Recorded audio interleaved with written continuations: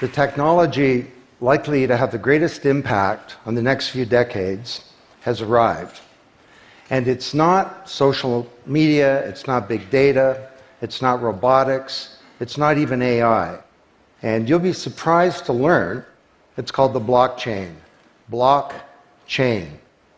Now, it's not the most sonorous word in the world, but I believe that this is now the next generation of the internet, and that it holds vast promise for every business, every society, and for all of you individually.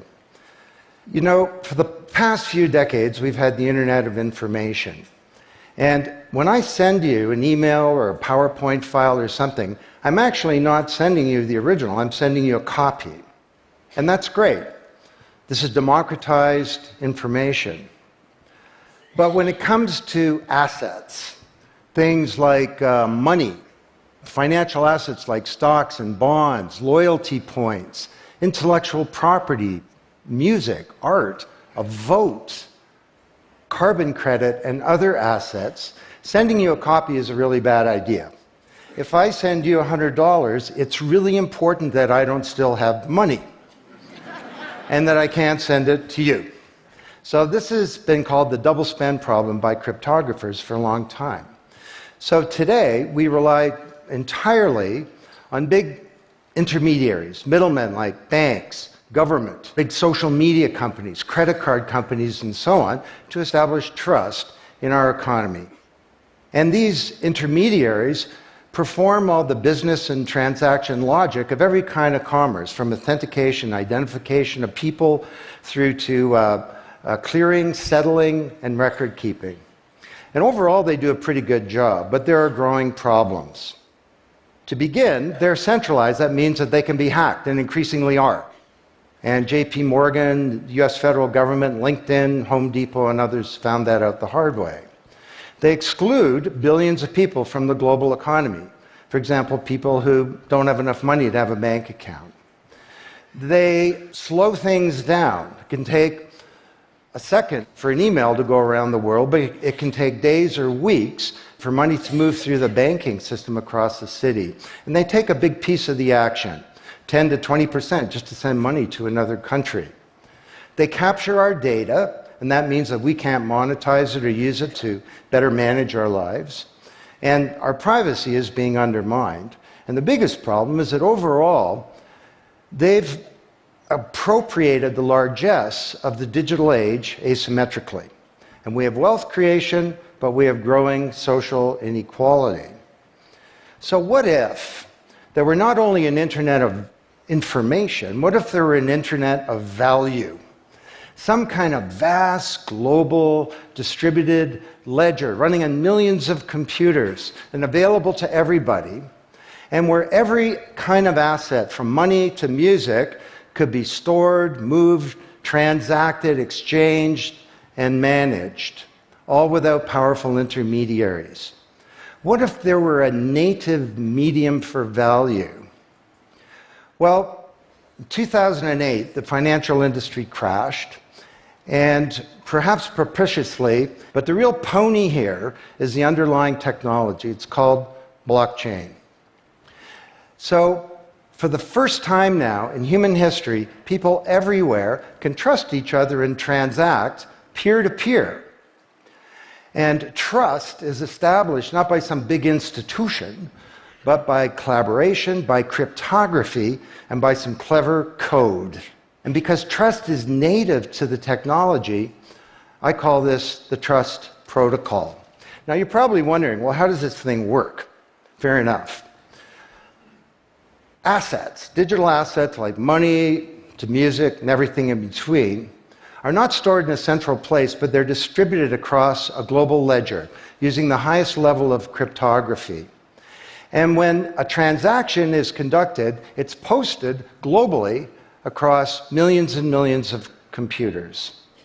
And out there around the world is a group of people called miners. And they have massive computing power at their fingertips, 10 to 100 times bigger than all of Google worldwide. And these miners do a lot of work. And every 10 minutes, kind of like the heartbeat of a network, a block gets created. that has all the transactions from the previous 10 minutes. And then the miners get to work trying to solve some tough problems. And they compete.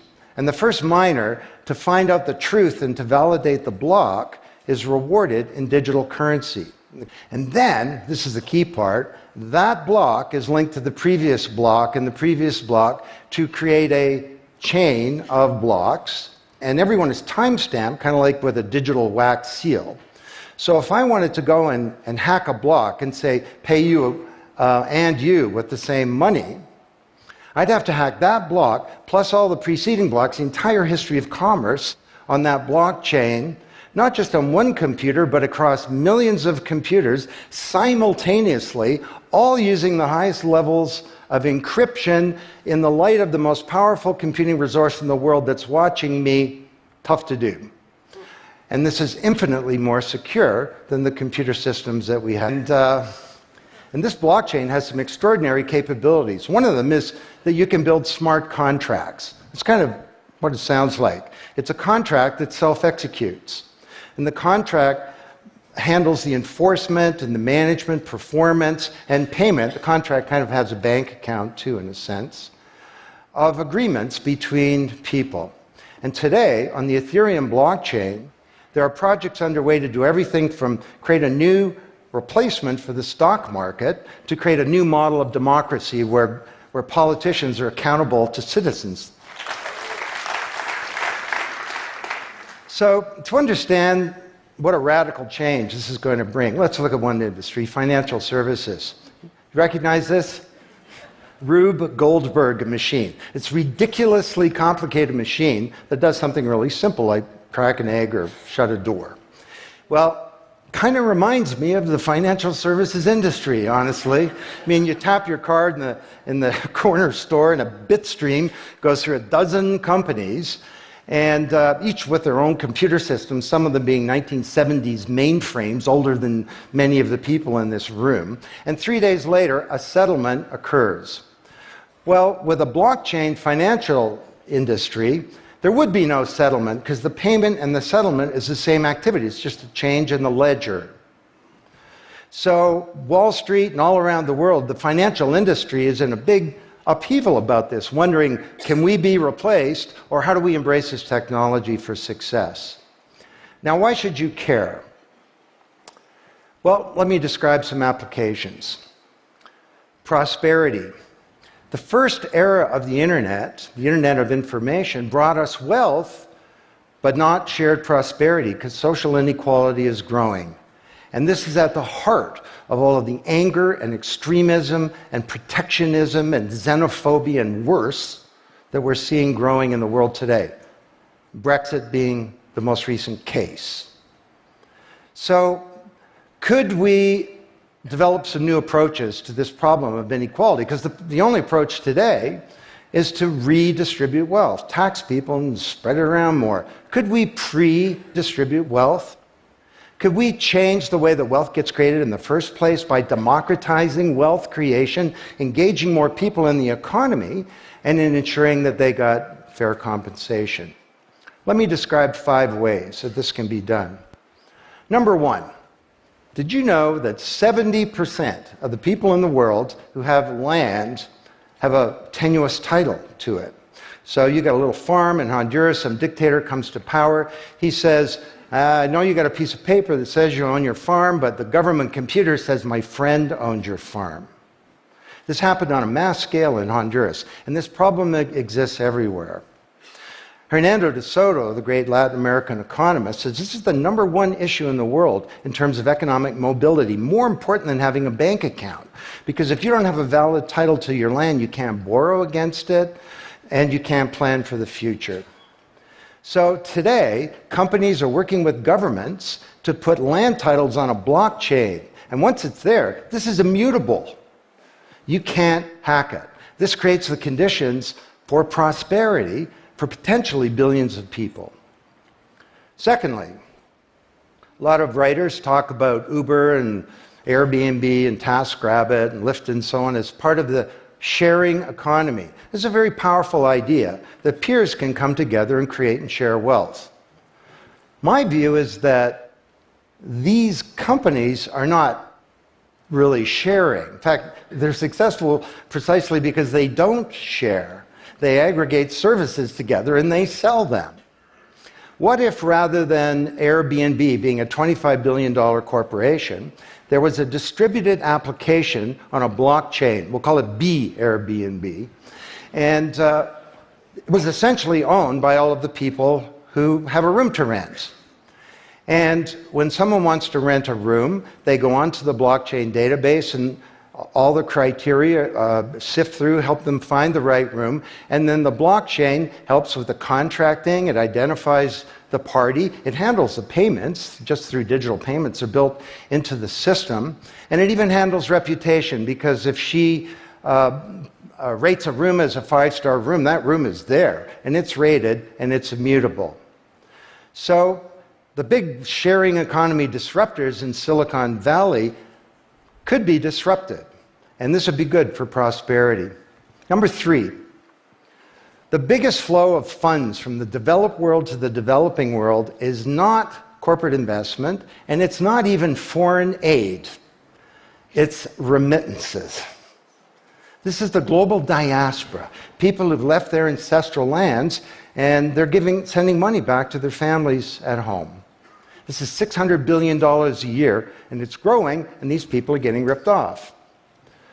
Annalee Domingo is a housekeeper, and she lives in Toronto, and every month she goes to the Western Union office with some cash to send her remittances to her mom in Manila. It costs her around 10%. The money takes 4 to 7 days to get there. Her mom never knows when it's going to arrive. It takes 5 hours out of her week to do this. 6 months ago, Annalee Domingo used a blockchain application called Abra. And from her mobile device, she said $300 went directly to her mom's mobile device without going through an intermediary.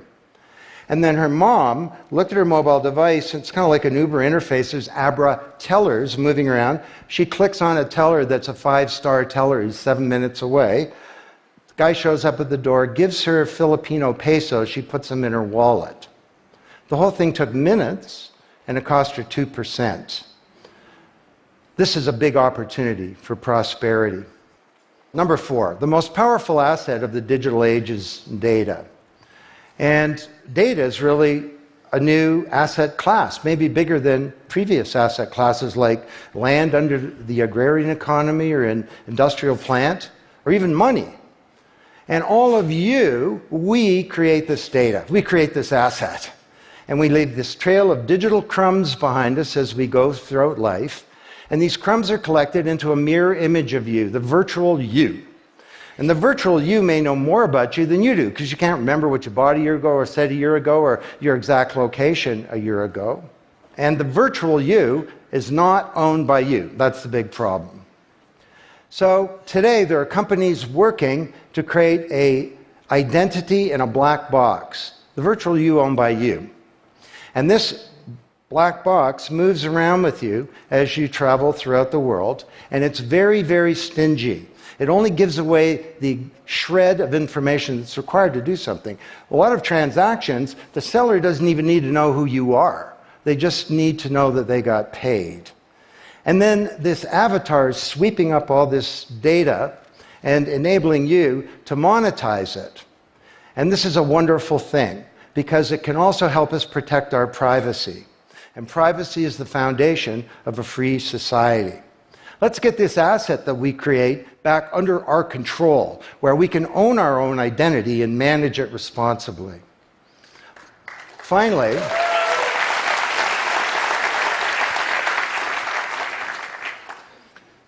number 5, there are a whole number of creators of content who don't receive fair compensation, because the system for intellectual property is broken. It was broken by the first era of the internet. Take music.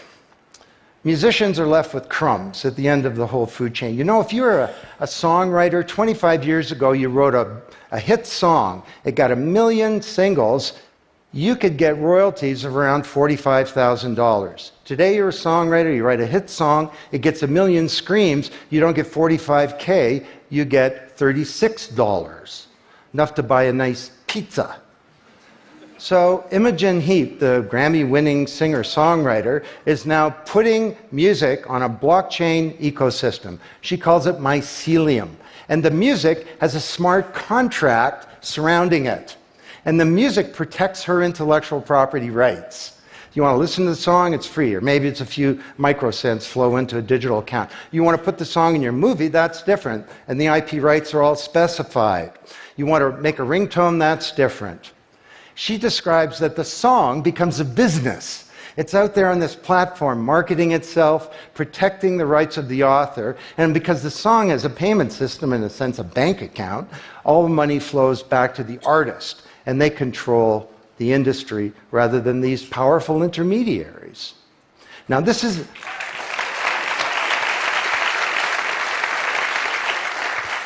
not just songwriters, it's any creator of content, like art,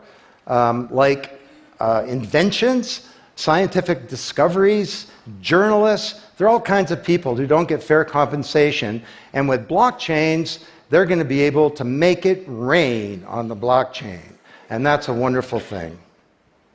So these are 5 opportunities out of a dozen to solve one problem, prosperity, which is one of countless problems that blockchains are applicable to. Now, technology doesn't create prosperity, of course, people do. But my case to you is that, once again, the technology genie has escaped from the bottle, and it was summoned by an unknown person or persons at this uncertain time in human history, and it's giving us another kick at the can, another opportunity to rewrite the economic power grid and the old order of things, and to solve some of the world's most difficult problems, if we will it. Thank you.